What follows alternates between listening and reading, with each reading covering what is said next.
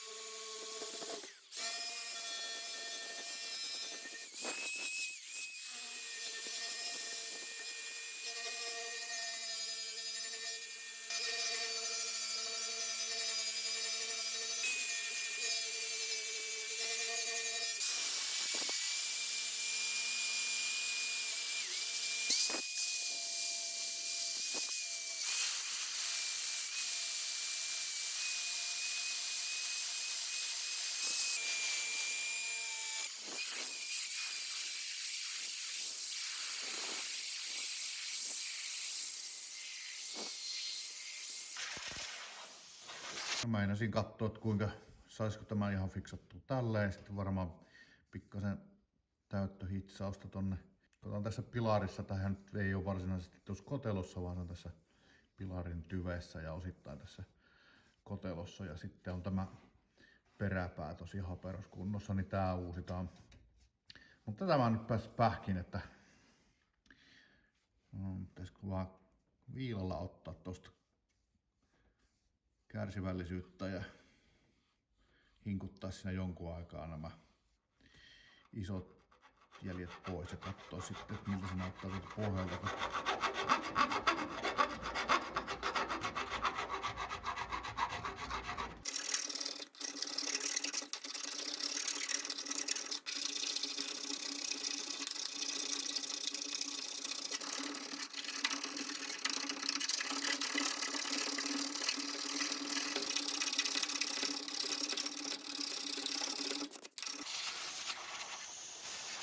Mitä tässä on käynyt?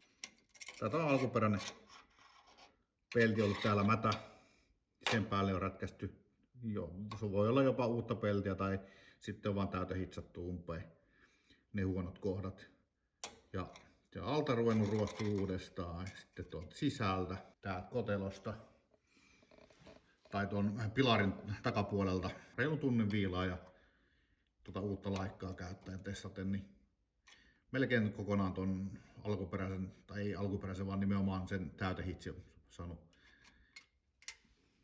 hiottua pois. Tämähän lähtee täältä jo näköjään jo ilman mitään hiomistakin. Täältähän meitä paljastuukin sitten sitä alkuperäistä peltiä, mikä on lähtenyt uudestaan ruostuun. Niin minä sahailen irti tosta pala pois. About tuon kokoinen pala. Pikkasen myös tuota ehkä tosta tasottelee. Sitten taivuttelen nuijin siihen vastaavan paikan ja sitten piste hitsataan kiinni tonne ja sitten ihan 100% sauma tonne ylös. Sitten tulee nätti ja hiotaan se sitten oikein yhtenäiseksi. Niin. Itsekään en ole varma toimiiko se, mutta saa sitä kokeilla.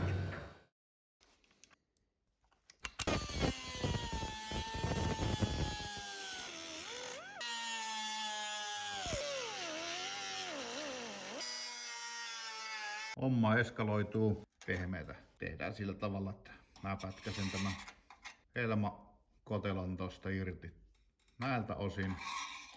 Ja tehdään uusi sellainen.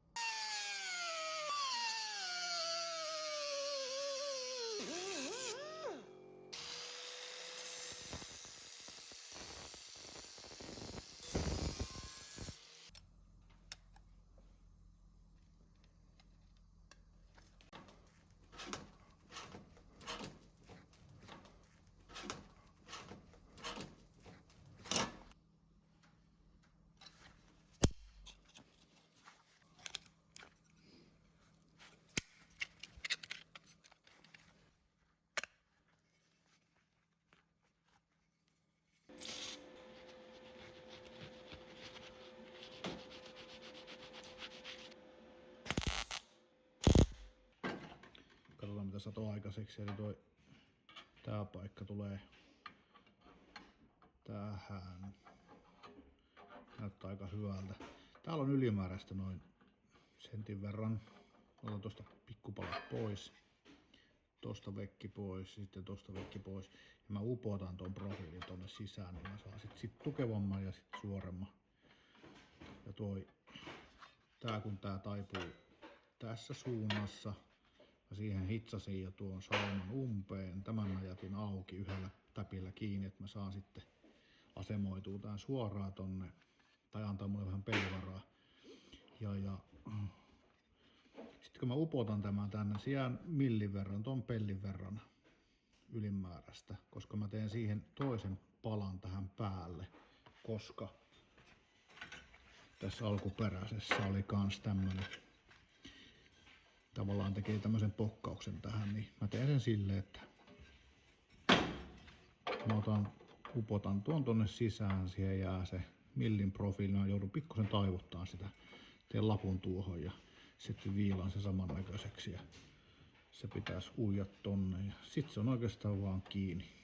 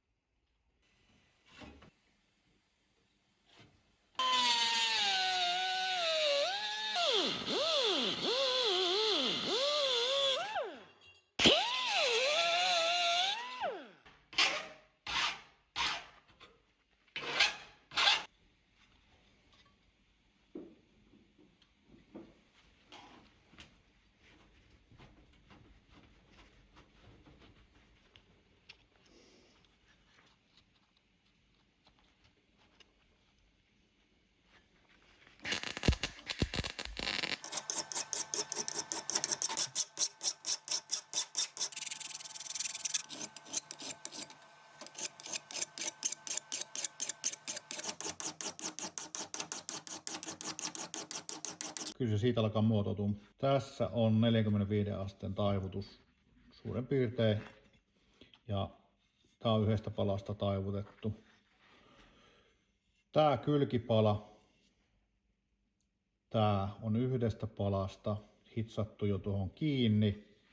Ja sitten se tekee tämmösen, se piti taivuttaa erikseen tämmösen vähän loivan kaaren muotoon. Ja sitten kun mä olin saanut hitsattua, niin mä sain sitten väännettyä tätä, kun se taipuu tälleen kuperalle. Sen lisäksi tähän on laitettu tuo latta päälle, millivahvunen, eli tää kokonaispaksuus on jo 2 milliä.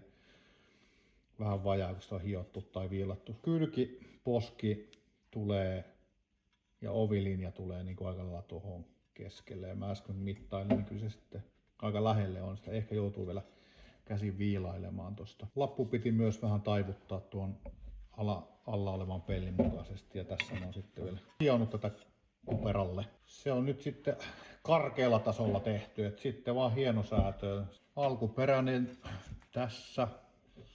Ja sitten korvaava tuote on siinä. Että kyllä se suurin piirtein samaa näköä on.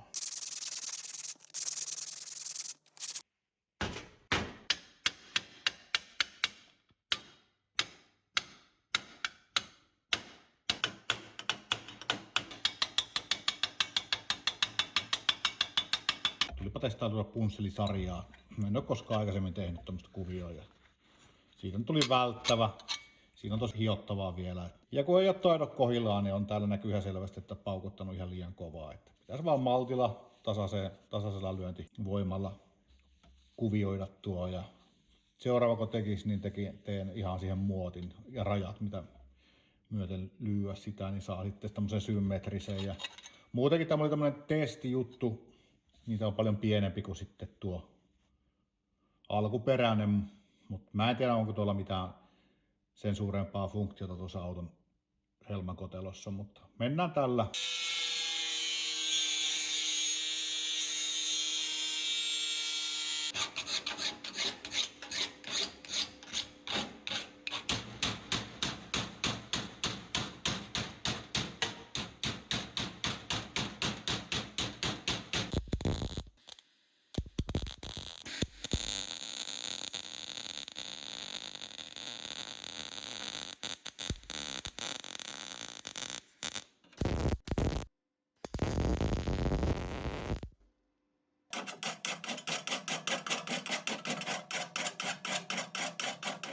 Siinäpä olisi saama häivitelty, mutta ei voida tätäkään ilman virheitä välttyä. Sinne jäi tuonne.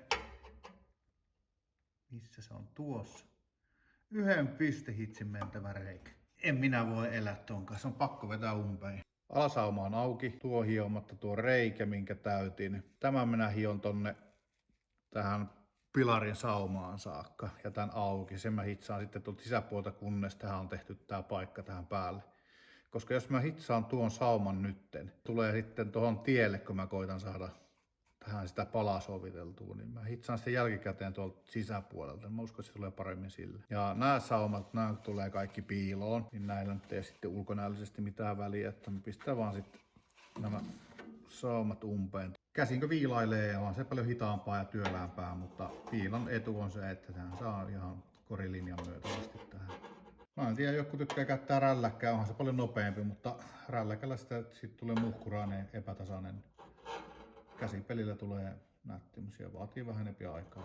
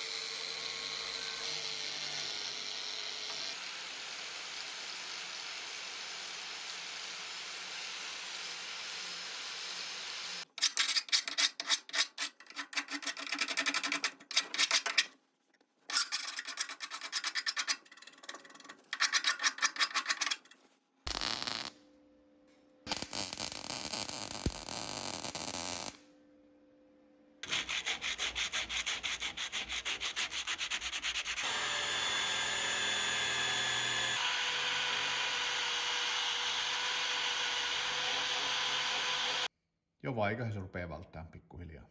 Helmakotelo on täysin paikattu ja ruosteet on myös sisältä. Reijät on paikattu. Tuo päät on rakennettu uusiksi. Sinne on jätetty pelivaraa. Mä teen päittäin liitoksen seuraavassa jaksossa, kun tehdään tämä pohja. Yhdistyy sisälokasuojaan. Yhdistyy tänne kotelan päätyyn. Tullaan poramaan reijät tänne, että me saadaan pistehitsit. Muotoillaan se siten, että tämä jatkaa samaa profiilia. Tekee pienen loivan mutkan tähän ja jatkuu tuohon sisälokariin. Tästä puuttuu edelleen se paikka. Se tehdään siinä vaiheessa, kun ovea ja tätä kylkeä sommitellaan, niin sitten meidän täytyy sommitella tuohon se. Tuota en sommistele sen enempää, se jää rujoksi, mutta se jää tänne sisäpuolelle, se ei tule näkymään sieltä yhtään mihinkään. Samaten kuin tämä sauma täällä, niin jätin sen vähän karumman näköiseksi. Ja kuka hullu sitä nyt omalle harrasteelleen tuntihintaa laskisi? En ainakaan minä. Mutta materiaali, hitsikaasua, hitsilankaa, peltiä, hiomalaikkaa, hiomapaperia, 30 about. Minä rupean siivoamaan työpistettä ja me nähdään seuraavassa videossa. Näytä peukkua ja tykkää ja hypetä ja linkkaa kaverille ja tuntemattomille ja näin poispäin. Siis onhan olemassa korroosio, joka iskee hyvin nopeasti juuri tuohon malliin.